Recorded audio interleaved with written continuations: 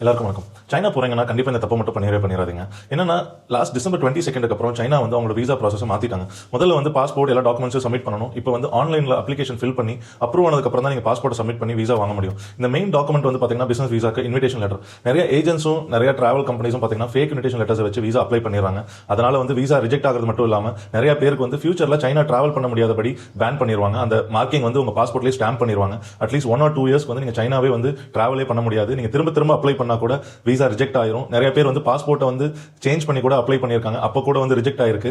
அதனால கண்டிப்பா நீங்க சைனா டிராவல் பண்றீங்கன்னா நீங்க யாரை போய் விசிட் பண்ண போறீங்களோ அந்த ஃபேக்டரியோ இல்ல கம்பெனியோ அவங்கள கான்டாக்ட் பண்ணி ஜெனியூனா இன்விடேஷன் லெட்டர் ரியலா வாங்கி யூஸ் பண்ணுங்க. இதை சைனா எம்பசி வந்து வெரிஃபை பண்ணுவாங்க. அதுக்கப்புறம் தான் உங்களை வந்து விசா கிடைக்கும். இது மட்டும் இல்லாம இங்க வந்து ஃபேக்ல இன்விடேஷன் வாங்கி விசா கிடைச்சிருச்சுன்னா நீங்க அங்க இமிகிரேஷன்ல போய் அதை வந்து வெரிஃபை பண்ணுவாங்க. அந்த கம்பெனி இருக்கா அப்படின்னு கால் பண்ணி செக் பண்ணுவாங்க. அப்போ கூட வந்து பொய்ன்னு தெரிஞ்சதுன்னா உங்களை வந்து டீபோர்ட் பண்ணிடுவாங்க. இந்த வீடியோவை சைனா டிராவல் பண்றவங்க ஃப்ரெண்ட்ஸ் அண்ட் ஃபேமிலிக்கு கண்டிப்பா ஷேர் பண்ணுங்க.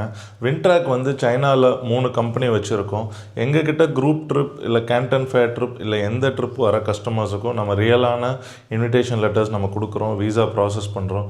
ஸோ அதனால் யாருமே வந்து உங்கள் ஃப்யூச்சரை வந்து ஸ்பாயில் பண்ணாத மாதிரி நீங்கள் சைனா ட்ரிப் பிளான் பண்ணுங்கள்.